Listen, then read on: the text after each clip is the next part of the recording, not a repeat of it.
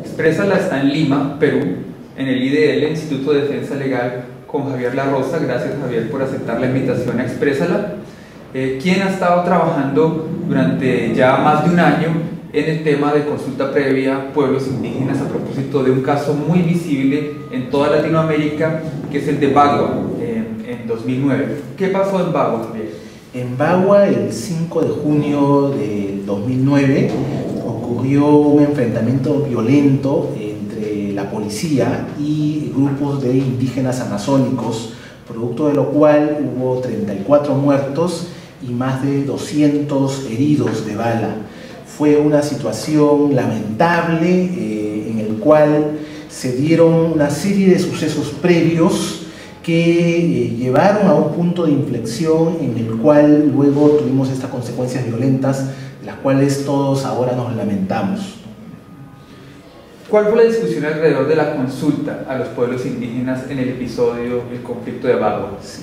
Lo que las organizaciones amazónicas reclamaban era que los decretos legislativos que el gobierno peruano había dictado para implementar el Tratado de Libre Comercio con Estados Unidos fuesen sometidos a un proceso de consulta previa. Esto no había ocurrido a pesar de que el Perú es uno de los países que ha ratificado el convenio 169 de la OIT. Sin embargo, esto no pasó así. El gobierno argumentó de que no era esto posible, o también se dijo de que ya se habían hecho talleres de participación, que eso era equivalente a una consulta. Lo cierto es que los indígenas no sentían ellos que habían sido tomados en cuenta al momento de dar estos decretos legislativos. ¿Y qué pasó después de Bagua? ¿Cómo ha evolucionado este conflicto? Bueno, esto conmocionó al país de tal modo que el gobierno, con intermediación de organizaciones diversas, conformó diversas grupos de trabajo o mesas de diálogo justamente para ver los problemas de la población amazónica y uno específico sobre el derecho a la consulta. La idea era que se pudiera regular un proyecto de ley consensuado entre población amazónica y población andina y los representantes del gobierno de cómo debería llevarse a cabo la consulta para toda clase de decisiones que tuvieran impacto en los pueblos indígenas, ¿no? Este grupo de trabajo, esta mesa de diálogo, elaboró por lo tanto un proyecto de ley, el cual fue llevado al Congreso de la República para que allí fuese finalmente aprobado, lo cual se dio, ¿no? El Congreso aprobó este proyecto de ley hacia mayo de este año, mayo del 2010, y cuando esperamos que el presidente de la República la promulgase y publicase, sin embargo hizo uso de su facultad de observación y por lo tanto detuvo este proyecto de ley, la observó, una serie de razones argumentó. ¿Cuáles son las razones principales por las cuales el gobierno objeta esa ley? Lo que señaló el gobierno fue que de este proyecto de ley no quedaba clara la facultad final que tiene el Poder Ejecutivo de ejercer una suerte de derecho a veto, ¿no?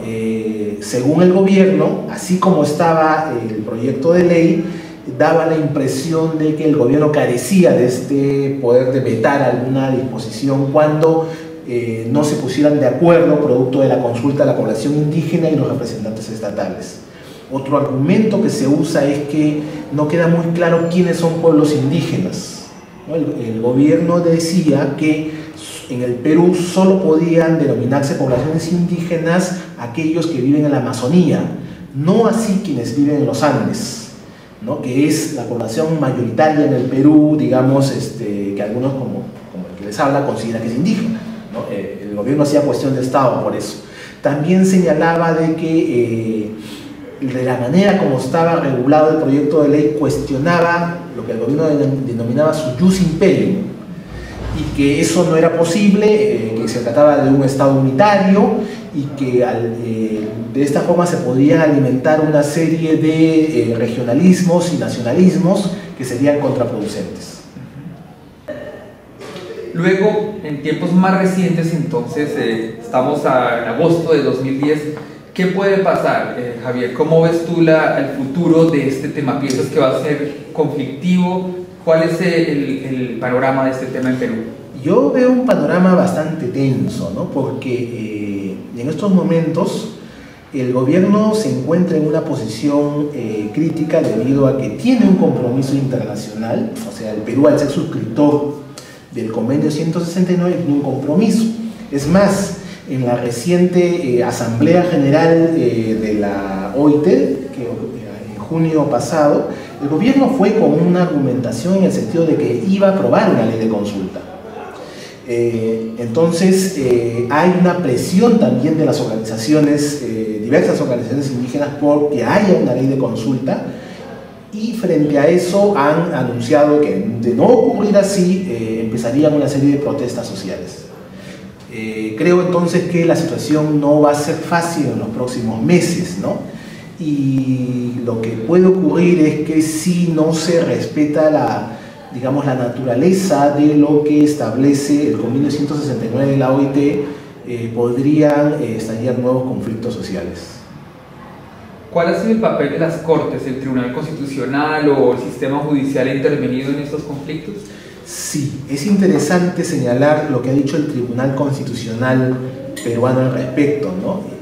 Existen 3 sentencias del Tribunal Constitucional que se refieren al tema del derecho a la consulta previa, ¿no? Es más, de esas 3, 2 son recientes de este año. Y que es muy interesante porque todas de ellas creo que tienen que ver justo con tomar en cuenta el contexto político, ¿no? El Tribunal Constitucional ha dicho en una reciente sentencia que en principio estamos ante un derecho de naturaleza constitucional. O sea, el propio Tribunal Constitucional ha dicho que a pesar de que el convenio 169 no está como tal, en lo referido a la consulta previa, regulado de manera expresa, digamos, en nuestro texto constitucional, de repente sí lo está, tengo entendido, en Ecuador, ¿no? Tiene esta naturaleza de contenido constitucional porque nosotros tenemos pues una norma que señala que en el caso de los derechos fundamentales que hayan sido aprobados mediante tratados internacionales, forman parte expresa del contenido de derechos constitucionales. En esa línea, el Tribunal Constitucional ha desarrollado esta mención y además ha señalado las etapas que debería tener la consulta. Eso es muy interesante, ¿no? Porque a raíz de eso se ha generado una discusión a falta de ley. Por lo tanto, el máximo intérprete constitucional peruano ha dicho, bueno, vamos a regular de este modo el contenido, las etapas, y por lo tanto todo nuevo proyecto que se elabore tendría que someterse a esas etapas. Entonces, eso es muy interesante, ¿no? Porque creo que de algún modo estamos llenando un vacío ante la ausencia del legislador, que todavía falta difundir. Es cierto, estas sentencias son del mes pasado, estamos hablando de su publicación entre junio y julio, entonces todavía hay muchas personas que no están muy enteradas al respecto, pero creo que va a poder ayudar de algún modo a cubrir algunos vacíos.